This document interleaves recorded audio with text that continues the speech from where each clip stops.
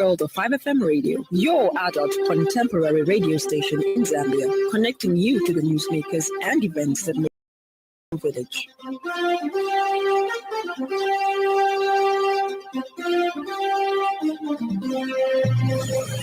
Good evening, this is the 5FM Radio Main News, the headlines. The Electoral Commission of Zambia extends the ongoing voter registration exercise. 27 individuals arrested for disrupting President Hakainde Hichilema in Chingola. And suicide bombing in Islamabad kills 12, says Pakistan's Interior Minister. This bulletin is live on our YouTube channel, 5FM Radio Zambia. With the details, my name is Lance Sannie.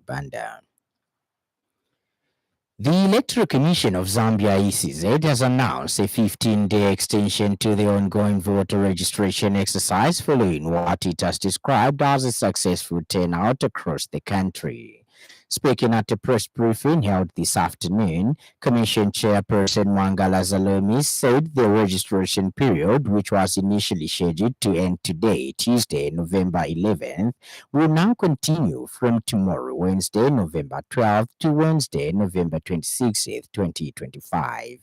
Mr. Zalomi expressed gratitude to all eligible Zambians who have taken part in the exercise, noting a significant increase in voter turnout, especially during phases 5 and 6 of the registration process. She further revealed that several districts have experienced a surge in the number of people registering at various centers, an indication, she said, that the measures put in place by the Commission are yielding positive results.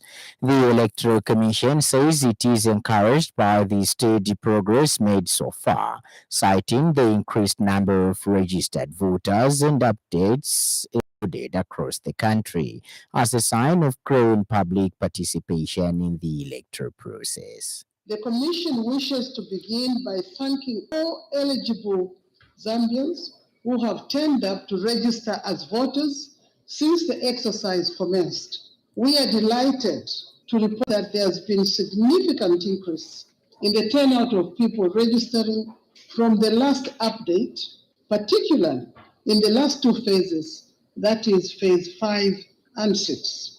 A number of districts have experienced a surge in turnout at various registration centers. This demonstrates that the measures the Commission put in place are yielding positive results.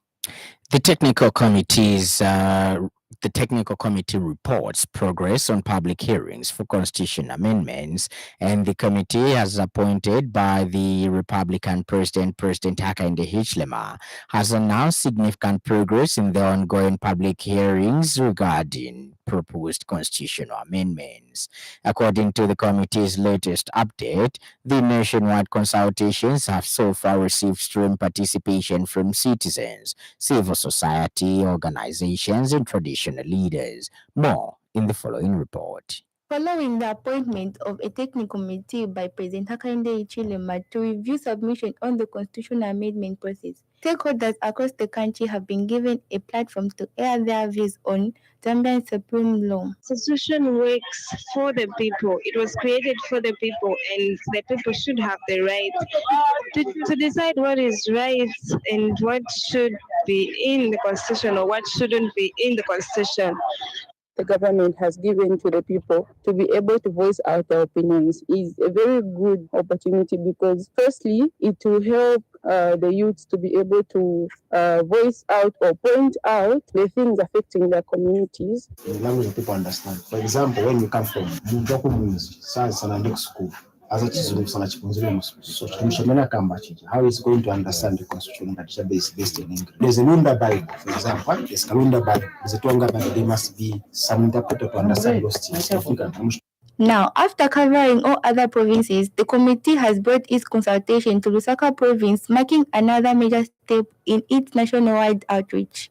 comprising legal experts, governance specialists, and representatives from various sectors. The committee has been moving province by province, collecting ideas on how best to strengthen Zambia's democratic and governance structure. The consultation have zeroed in on critical areas such as the electoral process, separation of power, and enhancing accountability among three arms of government. Committee retired Judge Christopher Mshavati emphasized the importance of ensuring the process remains inclusive and reflective of the people's aspirations. The committee we look forward to fruitful interactions with you on this important national undertaking. But before Your Highness, I go in further, allow me, Your Highness, to introduce members of the technical committee that have been assigned to carry out public sittings in the whole of this country. Traditional leaders like Chief Mpuka welcomed the committee's work, describing it as a vital opportunity for citizens to help shape a constitution that truly represents the national values and hopes. Term of reference number 3.1.2 is looking at promotion and the enhancement of effective participation of women, youth, and persons with disabilities. The Royal Highnesses, the Lusaka Province, looked at this term of reference and are proposing for submitting. Government has reaffirmed the review process remains transparent and participatory, engaging voices from all walks of life, from civil society to political parties and faith-based organizations. The committee is expected to wrap up its Lusaka consultation soon and submit its final report and recommendation to President Hichilema, paving the way for the next phase in Zambia's constitution amendment. For 5FM Radio, I'm Faustina Mwali.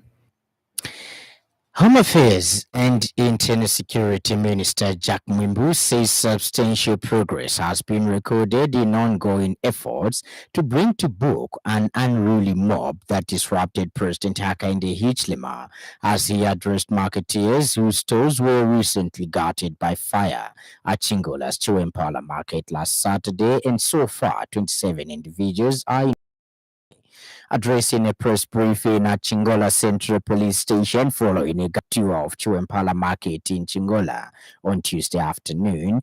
Mr. Mwimbu said the situation was relatively calm and that police and other security wings were on the ground to ensure peace and stability returns to the district.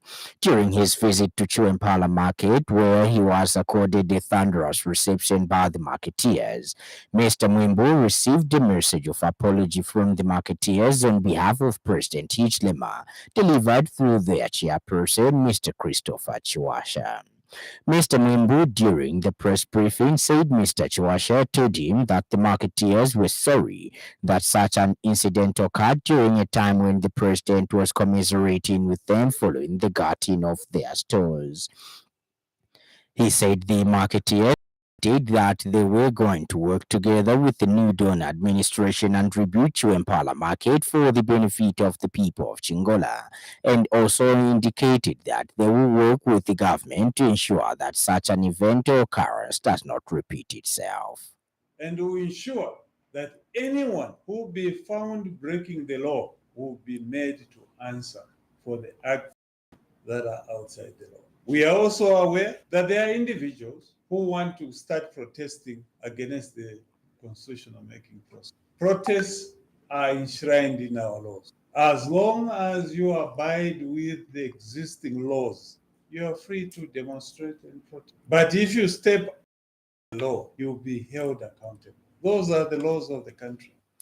The Democratic Progress Party (DPP) has called on President Hakainde Hichilema to demonstrate restraint and responsibility in his public statements following the recent stoning incident in Chingola. DPP leader Antonio Mwanza, the opposition leader, emphasized that the words of a head of state carry significant weight and must be used to unite rather than divide the nation. The DPP condemned the violent attack on the president, describing it as unlawful and unacceptable in a civilized and democratic society. Mr. Mwanza urged law enforcement agencies to bring the perpetrators to justice through due process. However, the DPP leader expressed concern over President Hichilema's reaction to the incident, alleging that his subsequent remarks risked inciting violence among party supporters. And independently.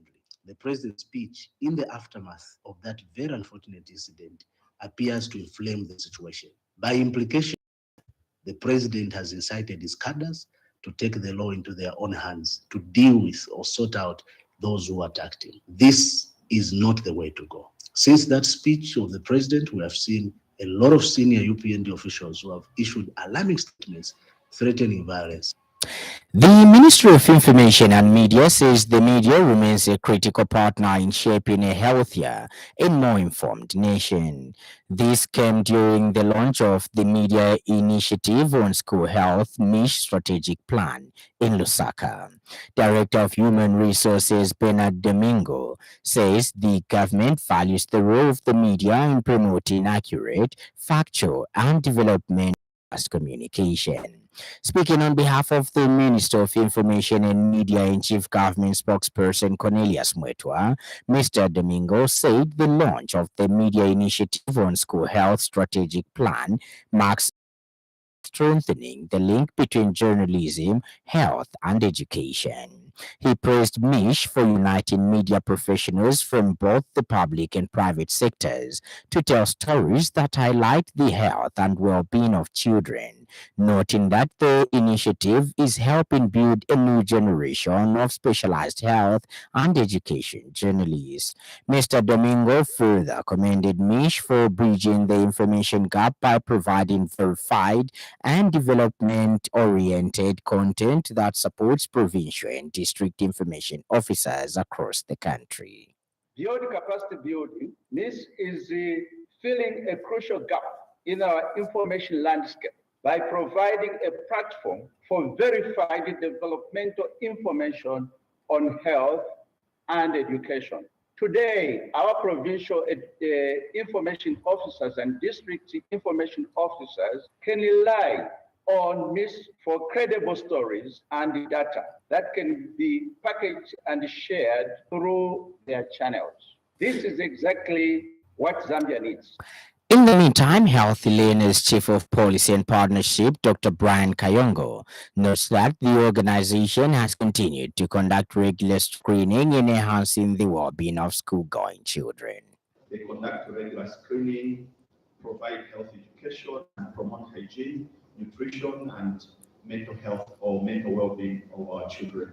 In simple terms, the school health is prevention, detection, and care, right where children learn from. When children, we know that they attend school more regularly, perform better, and grow into stronger future workforce. That is the heart of this particular program. Up next, the business news. 5FM Radio Business News. We mean business. Keep you current in commerce, trade, and industry, local and global. It's our business to keep you informed about business. The government has noted with great concern the circulation of a fake letter purporting to have been authored and signed by the Honorable Minister of Foreign Affairs and International Cooperation, Mr. Mlambo Haimbe, as well as a fake publication attributed to the tabloid alleging that Zambia has terminated the maize export deal with the Republic of Malawi due to payment issues. Chief Government Spokesperson Cornelius Mwetwa has since categorically stated that these reports are false, misleading, and malicious. Mr. Mwetwa says the purported letter and accompanying claims are a product of deliberate misinformation and negative propaganda, and the public is urged to treat them with the contempt they deserve. He says the maize export arrangement between Zambia and Malawi remains intact, and both governments continue to engage in a spirit of mutual cooperation and regional solidarity. Mr. Mwetwa says the public is further advised to note that issues regarding the buying and selling of maize do not sit under the jurisdiction of the Ministry of Foreign Affairs and International Cooperation, but it remains the responsibility of the Ministry of Agriculture. Ends the business news, and in foreign news, a suicide attack outside a court in Pakistan's capital Islamabad has killed 12 people and injured at least 27 more, the country's interior minister said. Mohsen Navi said a bomber was planning to attack the district courthouse but was unable to get inside. Navi said authorities would prioritize identifying the bomber and that those involved would be brought to justice. It remains unclear who carried out the attack, since blasts and suicide blasts in Islamabad have been rare in recent years. Footage from the scene on Tuesday showed the remains of a burnt-out car and a police cordon in place. And in sports news, Zambian swimmer Maya Piri has joined the City of Manchester swim team, Comast elite swim squad in Manchester, United Kingdom. The 22-year-old, who recently graduated from the University of North Carolina, is excited to start a new chapter in her swimming journey alongside other elite swimmers from around the world. Piri said the experience will inspire her to aim for even greater goals. And that item brings us to the end of the news. But before we go, a recap of the stories that made headlines.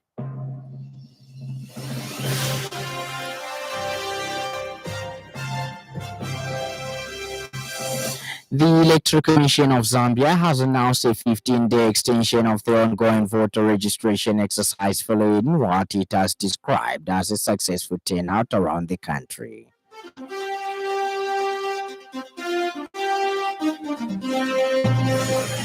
Home Affairs and Internal Security Minister Jack Mwimbu says substantial progress has been recorded in ongoing efforts to bring to book an unruly mob that disrupted President Hakainde Hichilema as he addressed marketeers whose stores were recently gutted by fire at Chingola's Chiwempala market last Saturday. And so far, 27 individuals are in police custody. And finally, a suicide attack outside the court in Pakistan's capital Islamabad has killed 12 people and injured at least 27 more, the country's interior minister said. For more news, follow us on Facebook, 5FM Radio Zambia, and subscribe to our YouTube channel, 5FM Radio Zambia. On behalf of the entire news crew and the technical department, thank you for listening to the happy world of 5FM. Stay safe and stay tuned to 5FM Radio. My name is Lance Sannie Banda. Enjoy the rest of the evening.